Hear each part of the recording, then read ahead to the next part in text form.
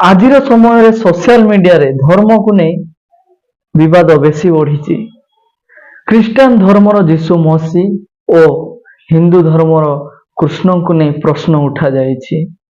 କିଛି ଲୋକ କହୁଛନ୍ତି ଯେ ଭଗବାନ ଯୀଶୁ ନୁହନ୍ତି, ଆଉ କିଛି ଲୋକ ଭଗବାନ କୃଷ୍ଣଙ୍କ ଅସ୍ତିତ୍ୱକୁ ନେଇ ସନ୍ଦେହ କରୁଛନ୍ତି।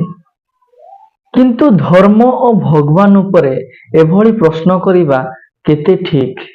ଏହା ଆମକୁ ଏକତାରେ ଆଣୁଛି ନା ସମାଜକୁ ଭାଗ କରୁଛି?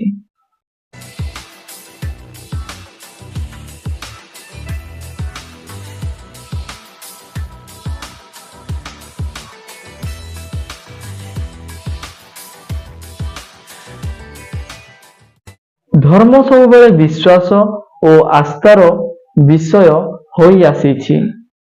ଖ୍ରୀଷ୍ଟିଆନ ଧର୍ମ ଅନୁସାରେ ଯୀଶୁ ମସି ମାନବତାର ଉଦ୍ଧାରକ।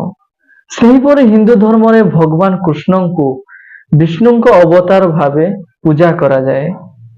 ଦୁଇଟି ଧର୍ମରେ ପ୍ରେମ, ଶାନ୍ତି ଓ ମାନବତାର ସନ୍ଦେଶ ରହିଛି।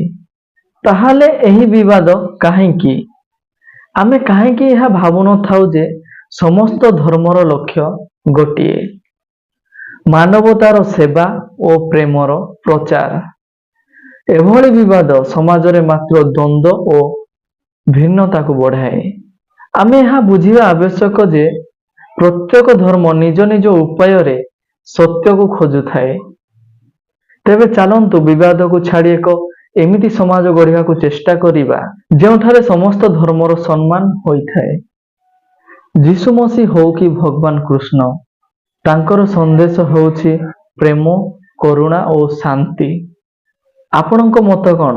ଧର୍ମ ଉପରେ ଏମିତି ବିବାଦକୁ କିପରି ଦେଖିବେ? ନିଜ ମତାମତ ତଳେ କମେଣ୍ଟରେ ଲେଖନ୍ତୁ। ଯଦି ଏହି ସନ୍ଦେଶ ଆପଣଙ୍କୁ ଭଲ ଲାଗିଛି, ଆମ ଚ୍ୟାନେଲକୁ ସବସ୍କ୍ରାଇବ କରନ୍ତୁ ଆଉ ଭିଡ଼ିଓକୁ ସେୟାର କରନ୍ତୁ। ମନେ ରଖନ୍ତୁ, ଧର୍ମ ଆମକୁ ଏକତାରେ ଆଣେ, ଭାଗ କରିବାକୁ ନୁହେଁ। ଧନ୍ୟବାଦ।